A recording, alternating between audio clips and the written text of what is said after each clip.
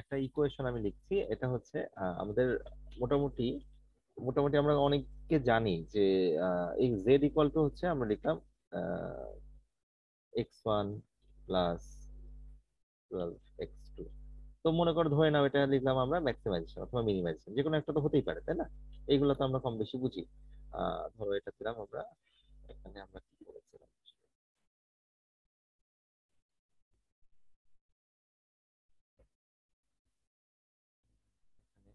আমাদের এইখানে যে কাজটা আমরা করেছি, এখানে ম্যাক্সিমাইজেশন আছে। আমরা কি স্ক্রিনটা দেখতে পাচ্ছি? জি স্যার। হোয়াইট বোর্ডে আমরা লিখেছি এটা হচ্ছে ম্যাক্সিমাইজেশন, আমি সংক্ষেপে ম্যাক্স লিখলাম। This is what is this, this objective function, তাই না? আমাদের যে আমরা যে করি এটা হচ্ছে অবজেক্টিভ ফাংশন। ইফ এটা গেল। আর এই অবজেক্টিভ ফাংশনের আন্ডারে আমাদের এখন আরো কিছু কাজ আছে, সেটা হচ্ছে আমাদের কি বের করতে হয়, ভেরিয়েবল গুলো কনস্ট্যান্ট, কনস্ট্যান্ট গুলো যেটাকে আমরা সাবজেক্ট টু দিয়ে লিখি। সাবজেক্ট আমি সংক্ষেপে লিখছি সাবজেক্ট টু। এখানে আমাদের কিছু ভেরিয়েবল কনস্ট্যান্ট আছে, সেগুলো আমি প্রথমে লিখছি। প্রথমটা হচ্ছে x1 plus x2 less than 35। পরেরটা হচ্ছে y minus 8 x2 minus minus x2 minus, হ্যাঁ x2 মাইনাস x1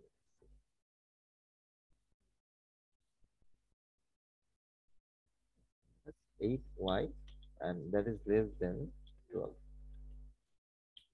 থার্ডটা আমরা লিখছি, থার্ডটা হচ্ছে x2 plus 15y that is greater than or equal to 25। হ্যাঁ, আচ্ছা, এইগুলা তো আমরা মোটামুটি বুঝতে পেরেছি। কিছু ভেরিয়েবল এরকম আছে, এটা তো নর্মাল ভেরিয়েবল, এই ভেরিয়েবলের ডাটাগুলো চেঞ্জ হতে পারে, 0 থেকে 1 মানে যে কোনো ভেরিয়েবল হতে পারে। কিন্তু কিছু ভেরিয়েবল এরকম আছে, সেই ভেরিয়েবল গুলা ভ্যালু আমরা লিমিট করে দিই, অনেক সময় এরকম লিখি না আমরা অবজেক্টিভ ফাংশনে। স্যাররা কি এরকম শিখিয়েছেন কিনা যে যেমন x1 কমা x2 লিখে দিয়েছে greater than or equal to 0। এই ধরনের সিচুয়েশন মানে আমরা যখন সেট করেছি বলতো, কোন একটা ভেরিয়েবল ভ্যালু যদি 0 থেকে বড় হয় সেটাকে কি ধরনের ভেরিয়েবল বলা হয়? ইন্টিজার। ইন্টেজার, তাই না? তো এবং এর সাথে এটাতে আসলে ইন্টেজার 0 থেকে বড় রিয়েল নাম্বার, আর ইন্টেজার সাথে হচ্ছে ইন্টেজার, এটা আমরা দিয়ে দিলাম। আরেকটা জিনিস দিতে পারি, সেটা হচ্ছে ওয়াই। সেটের ভিতরের মতো করে লিখছি ওয়াই, ওয়াই এর দুটো ভ্যালু হতে পারে, ওয়াই এর ভ্যালু আইদার হবে 0 অথবা 1। 0 অথবা 1 যদি বলি এটা আমরা সেটের মতো করে লিখতে পারি। সেটা হতে পারে 0 অথবা 1। 0 অথবা 1 এই কনসেপ্টটা কিসের একটু মনে করো তো, কিসের মধ্যে আমরা পড়েছি বা শিখেছি? শূন্য হতে পারে অথবা স্যার 1। বাইনারি। এক্স্যাক্টলি, এটা আমি সাইড নোটে রাখছি, যদিও এটা আমরা আসলে সাইড নোটে আমি লিখে রাখছি। এটা যদিও আমাদের ভিতরে মানে আমরা লিখবো না বাইনারি, লিখে রাখছি এটা বাইনারি টাইপ। তো এই জিনিসগুলো আমরা কিন্তু এটা নর্মাল অবজেক্টিভ ফাংশন হয়ে গেল। এখন আমি গতদিন যেভাবে শিখিয়েছি এই ইকুয়েশন গুলাকে আজকে আমি আমি আসলে আগে থেকে ইকুয়েশন লিখে রাখছি এবং এক্সেলেও মোটামুটি আজকে সলভ করে রেখেছি, যাতে তোমাদের ক্লাসটা আজকে আর্লি শেষ করে দেওয়া যায়, আমি একটু বের হব এই কারণেই। তো এখন যেটা বলছিলাম যে এই পুরো জিনিসটা বা আমাদের যে ইকুয়েশন গুলা আমাদের অনেক প্রবলেম সলভিং এর ক্ষেত্রে আমরা যেই প্রবলেম সলভিং করব, সেই প্রবলেম নর্মাল লিনিয়ার প্রোগ্রামিং এর ক্ষেত্রে কিন্তু এই পোর্শনটা অত থাকে না। থাকে কি, এই পোর্শনটা থাকে না, উম, এটা লিনিয়ার না স্যার। প্রোগ্রাম। আর এই ধরনের সেটআপটাকে বলা হয় জেনারেলি মিক্সড ইন্টিজার বা integer linear programming. Integer linear programming অথবা অনেকে বলে মিক্সড ইন্টিজার লিনিয়ার প্রোগ্রামিং। কেন মিক্সড ইন্টিজার বললাম, এর ভিতরে বাইনারি আছে, ইন্টিজার আছে, সব টাইপের কন্টেন্ট আছে। যখন এরকম থাকবে তখন আমরা সলভ করার চেষ্টা করবো। আমি আজকে ছোট দেখাচ্ছি, ইনশাল্লাহ বুধবারে আসো, তখন আমরা ল্যাবে ক্লাসটা নেওয়ার চেষ্টা করবো, তখন বড় পরিসরে হয়তো বা করে দেখাবো। যাই হোক, এখন মোটামুটি আমরা তো এক্সেলে যেহেতু শিখছি, আমরা এক্সেলের মধ্যে আমি এক্সেল ফাইলটা শেয়ার করে দিব, দেখাই দিব আপনি। তো মোটামুটি আমরা বুঝতে পেরেছি এই কোশ্চেন গুলো তো আমরা লিখতে পারবো না, বা লিখতে তো সমস্যার কথা না, তাই না?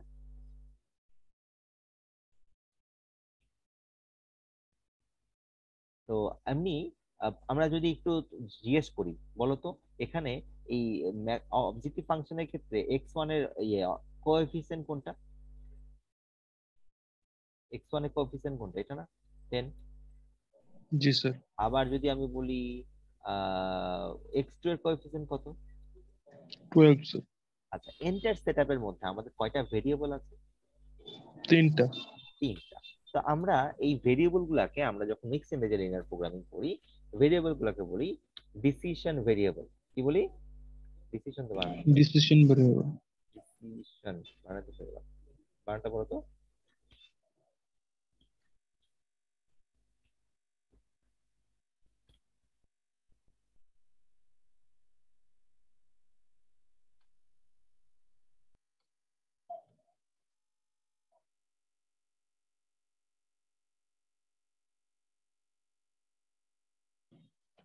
DECISION।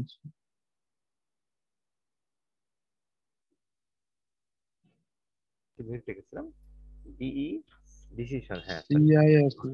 লেখার না কারণে ডিসিশন ভেরিয়েবল। সো আমাদের এখানে ডিসিশন ভেরিয়েবল তাহলে কয়টা আছে? We had 3 decision variable, that is x1। Real life প্রবলেমে বা কতদিন যেটা দেখিয়েছিলাম ওটা করি নাই, ওটাতে অনেক ভেরিয়েবল থাকবে, 1-150 ভেরিয়েবল থাকলে কোনো অবাক হওয়ার কিছু নাই। তো এটা হচ্ছে আমাদের ডিসিশন ভেরিয়েবল। তাহলে আমরা আগের দিন কি করেছিলাম? ভেরিয়েবল গুলো নিজেদের মধ্যে গুণ গুণ করে করে কি করেছিলাম? ক্যালকুলেট করেছিলাম। আজকে আমরা অন্য একটা এক্সেল এর ফর্মুলা শিখবো, সেটা হচ্ছে আমাদের সাম প্রোডাক্ট একটা ফর্মুলা শিখবো, সেটা তো শিখবো।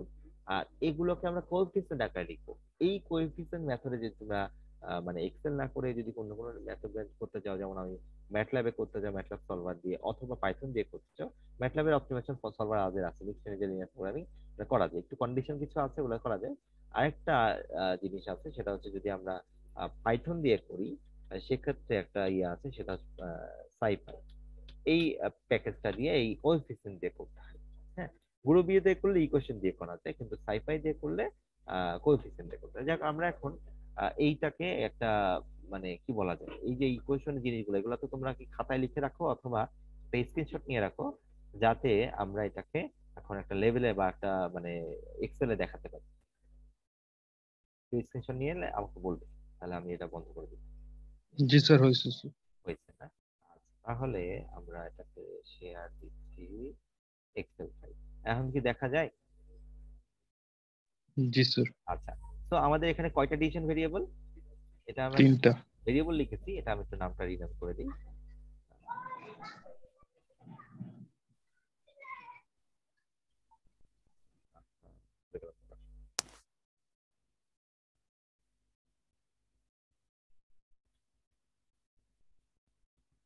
তো এখানে আমাদের ইনিশিয়ালি যখন আমরা যে কোনো ভেরিয়েবল কল করব, ভেরিয়েবলের ভ্যালু কত নিব?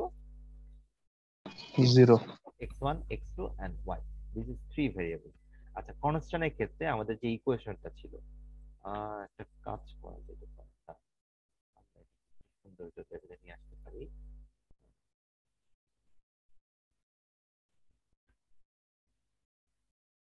এখন কি আবার বোর্ডটা দেখা যায়? জি স্যার। না,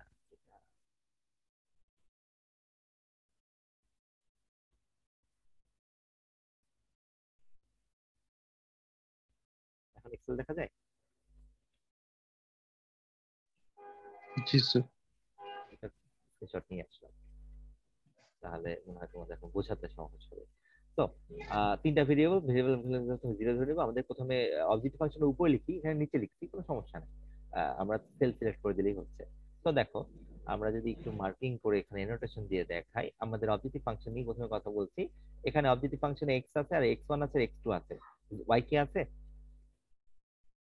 না স্যার। আমি ইনিশিয়ালি এই টোটাল অংশটা বোঝাবো না, আমি শুধু কোএফিসিয়েন্ট গুলো আগে বোঝাবো, তারপরে টোটাল অংশটা বোঝাবো। আচ্ছা, তো তাহলে দেখো, x1 এর কোএফিসিয়েন্ট হচ্ছে 10, দেখতে পাচ্ছি, আর x2 এর কোএফিসিয়েন্ট হচ্ছে 12। আর যেহেতু y এর কোএফিসিয়েন্ট নাই এখানে, তার মানে কি 0 ইনটু y লেখা যায় না? সেটাই কিন্তু জি স্যার। এই অংশটা। তাহলে কি আমাদের অবজেক্টিভ ফাংশনটা কি হয়ে গেল? অবজেক্টিভ ফাংশন আর কিন্তু বোঝা হয়ে যাওয়ার কথা। এবার আসছি আমাদের কনস্ট্যান্ট। কনস্ট্যান্টে আমাদের এখানে কয়টা কনস্ট্যান্ট আছে জেনারেলি? এই নিচের অংশগুলো তো আছেই, বাকি কয়টা আছে? একটা, দুইটা, তিনটা। আমি তিনটা রেখেছি, এই এই অংশটা নিচেরটা এক্সট্রা একটা রাখছি, না হলেও সমস্যা নেই। তাহলে কনস্ট্যান্টে দেখো, প্রথমটা কি? x1 এর কোএফিসিয়েন্ট কত? 1। x2 কত? 1। y এর কোনো ভ্যালু ভ্যালু আছে এখানে? নাই। না স্যার। তাহলে এই তিনটা কোএফিসিয়েন্ট এবং রাইট সাইড ভ্যালুর লিমিট কত? ম্যাক্সিমাম 35। সাইন দেখতে পাচ্ছি, সাইন তো মিলে গেছে। পরেরটার ক্ষেত্রে x1 এর ভ্যালু হচ্ছে 10 1, আর x2 এর ভ্যালু 0, আর y এর ভ্যালু হচ্ছে -8 12 বুঝতে হলো? আচ্ছা, পরেরটার দিকে যাই। x1 এর ভ্যালু আছে এখানে 0, x2 এর ভ্যালু 1, y এর ভ্যালু 15, টোটালটা আমি এখনো বলিনি। আর লিমিট হচ্ছে কত, 25। সবগুলো সাইন কি লেস দ্যান অর ইকুয়াল, তাই না? হয়ে গেল, আমাদের কনস্ট্যান্ট বোঝা হয়ে গেল। এখন সবচেয়ে ইম্পর্টেন্ট ব্যাপারটা এই কনসেশন দিয়েছি, আমরা এখন এটাকে কনভার্ট করব কিভাবে? এগুলো কি বলতো, এগুলো কি, এগুলো এই ভ্যালুগুলো কিসের, এই ভ্যালুগুলো কি কনসেশন না? জি স্যার। আর এগুলো কি জানো, এগুলো হচ্ছে আলটিমেটলি ভেরিয়েবলের ভ্যালু, তাই না? এই ভেরিয়েবলের সাথে এই ভেরিয়েবল গুণ, তার মানে এটাকে আমরা একটা নতুন ফর্মুলার মধ্যে দেখাবো, সেটাকে বলা হয় সাম প্রোডাক্ট। আমি একটু বুঝিয়ে দিচ্ছি, এই কোডটা কি দেখতে পাচ্ছি? কোডটা তো মনে হয় দেখা জি যাচ্ছে, স্যার। এটা একটু অ্যানোটেশন করে বড় করে লিখে দিচ্ছি, তাহলে বোঝাতে সহজ হবে। এটা হচ্ছে এই সেলের জন্য, যাই হোক, এটা এখানে আছে, কিভাবে আছে আমি বুঝিয়ে দিচ্ছি।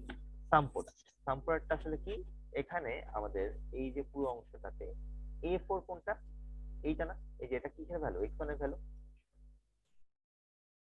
হ্যাঁ, আর ডলার সাইন কি বুঝি, দুটো ডলার সাইন জি মানে স্যার। একবারে ওই সেলটাকে লক করে দেওয়া হয়। আসলে এগুলো তো এক্সপ্লেন আমি এখন ডলার সাইনের ব্যাপারগুলো করবো না, কারণ আমি অনেকদিন ধরে তোমাদের বলছি একটু শিখতে হবে, শিখতে হবে, শিখতে হবে, কারণ এগুলো আসলে নিজেরা শিখে নিতে হবে, এগুলো কিন্তু আমাদের খুব বেশি শেখানোর সুযোগটা কম, কারিকুলামের মধ্যে নাই। তাহলে এখন এই অংশটাতে আমরা যদি নিলাম, আর কোলন দিয়ে C, dollar C, dollar, sorry sorry, dollar C dollar 4 কি মিন করে, তার মানে আমরা এখানে এই তিনটা সেলকে সিলেক্ট করে দিয়েছি, তাই তো, তাই না? জি স্যার। আচ্ছা, আর এখানে কি করছি, তার সাথে এই সাম্পোয়ারটা কি করে, এটার সাথে এটা গুণ করে দেয়, এটার সাথে, যেমন x1 এর যে ভ্যালু, তার সাথে গুণ করবে কি তার কোএফিসিয়েন্ট, এইটা গুণ করতে গেলে আমার সাম্পোয়ার্ট ব্যবহার করতে হবে। তার মানে কি, গুণ হবে এইভাবে, ডলার এ $4 ইন্টু এ A10, তার মানে A10 কোনটা, এটা না? সাম প্রোডাক্ট, প্রোডাক্ট মানে কি, গুণ, আর সাম মানে কি, যোগ। তাহলে এটা গুণ করা হয়ে গেল, তারপরে কি করবে, সাম করবে। মানে এটার কনসেপ্টটা অনেকটা কিসের মতো জানো, সামেশন, সামেশন চিহ্ন বুঝি, ওটা ওরকম। তাহলে এই ক্ষেত্রে কি হবে, এটার ক্ষেত্রে কি হবে বলতো, কোনটা নিবে? Sir x2। হ্যাঁ, না না, x2 নিবে, তার মানে x2 আমি সেল অনুযায়ী যদি বলি B4 এর ভ্যালু নিবে, এক্স্যাক্টলি B4 এর ভ্যালু নিবে।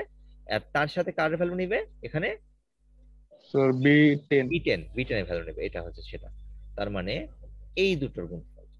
সিমিলারলি যখন তৃতীয়টাতে আসবো, আমরা সেল করে সিলেক্ট করে দিয়েছি, এটা ডলার সাইন না দিলেও সমস্যা ছিল না, কিন্তু আমরা যে মানে কোডটা এক্সট্রাক্ট করি, সেলগুলো নিচে চলে যাবে, এই জন্য ফিক্স করে দিয়েছি, এটা পরে বুঝতে পারবে। আচ্ছা, তাহলে সবসময় তো এটা ফিক্সড, এই যে ভ্যালুগুলো, পরেরটার ক্ষেত্রে নিচে C4 এর সাথে C10 নিচ্ছে। আচ্ছা, এটা গেল। তাহলে এবার পরেরটার ক্ষেত্রে চিন্তা করো, এটার ক্ষেত্রে কেমন হবে বলো তো, এই যে লাইনটা, এই লাইনের ক্ষেত্রে আমাদের ভ্যালুগুলো তো এটাই থাকবে, তাই না? কিন্তু গুণ হবে কোন সেলের সাথে, সব 11 নাম্বার রোর সাথে হবে না, এই 11 নাম্বার রো, কাটসাটা দেখা যায় কিনা। জি এই স্যার। এই কোডটা আমি কিভাবে দেখাচ্ছি, এই কোডটা আমি দেখিয়ে দিই। সেটা হচ্ছে এইখানে দেখো, টোটাল এই যে দেখতে পাচ্ছি, সবই ঠিক আছে, ওই যে এই সেলগুলা তার সাথে গুণ করছে কি, এই যে তার রেলিভেন্ট, যেমন A4 এর সাথে গুণ হচ্ছে A11, B4 এর সাথে গুণ হচ্ছে B11, আর C4 এর সাথে গুণ হচ্ছে C11, এইভাবে।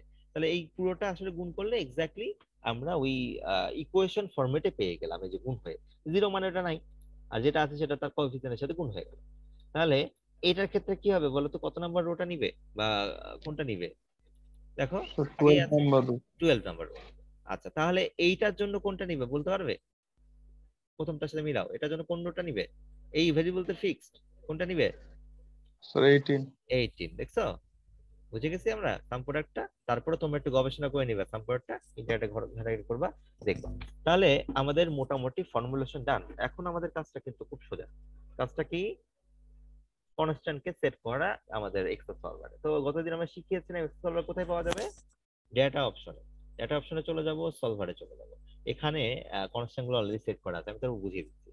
দেখো, এই যে পুরো কনস্ট্যান্ট গুলো কোএফিসিয়েন্ট টোটালটাই তো আসলে এটা, তাই না? খেয়াল করো, অবজেক্টিভ ফাংশন কি এটা না? জি sir. D18, D18 dollar sign automatic নিয়ে নিছে D18, তার মানে এটা হচ্ছে আমাদের কি অবজেক্টিভ ফাংশনের ভ্যালু হয়ে গেল। আচ্ছা, এবার হচ্ছে আমাদের কয়েকটা ভেরিয়েবল আছে বলতো?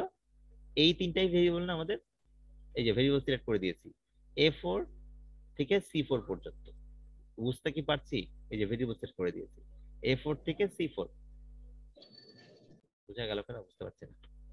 জি স্যার, বুঝতে পারছি। আচ্ছা, ঠিক আছে, বুঝতে যদি পারো খুবই ভালো।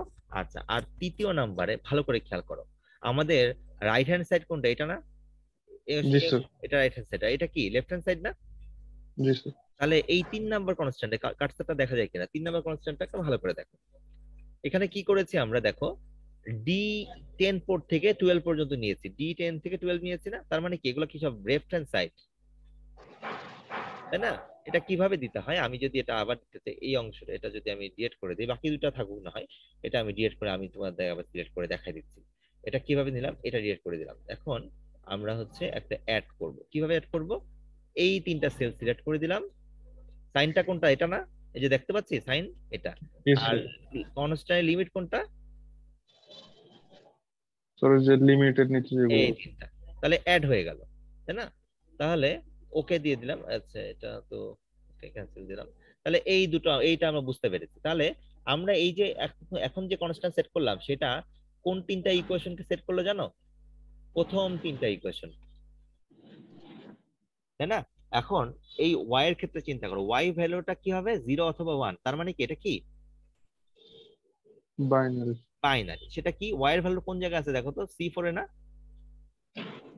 ওয়াই এর ভ্যালু কোথায় আছে? C4। C4। তাহলে এইটাও আমি এখন ডিলিট করে আবার নতুন করে দেখাচ্ছি কিভাবে এটাকে আমি অ্যাড করলাম।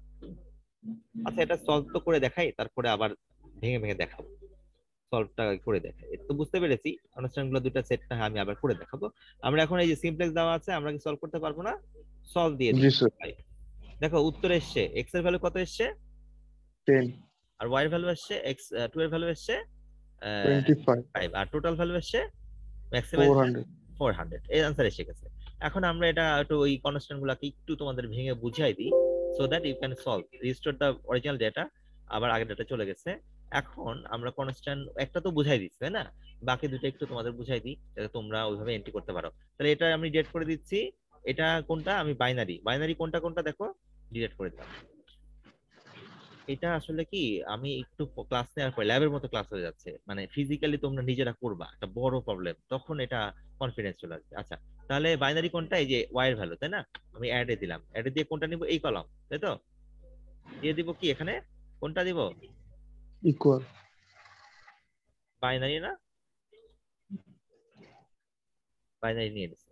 আচ্ছা, তাহলে এখন আমরা যদি এই যাই, বাইনারি নিয়েছে। আর এইটা কি? এই সবগুলা ভ্যালু হচ্ছে কি আমাদের এই দুটো ভ্যালু কি, x1 আর x2 ভ্যালু কি শূন্য থেকে বড় অথবা ইন্টিজার, তার মানে এটা একটু ডিলিট করে দিই। এটা কিভাবে অ্যাড করলাম দেখাই দিচ্ছি। অ্যাড দিয়ে দিলাম এই দুটো, আর এখানে হচ্ছে এটা কি দিব? ইন্টেজার। Integer, add। তো হয়ে গেল। এখন তো সলভার আগের মতো আবার আমরা অ্যাপ্লাই করতে পারি।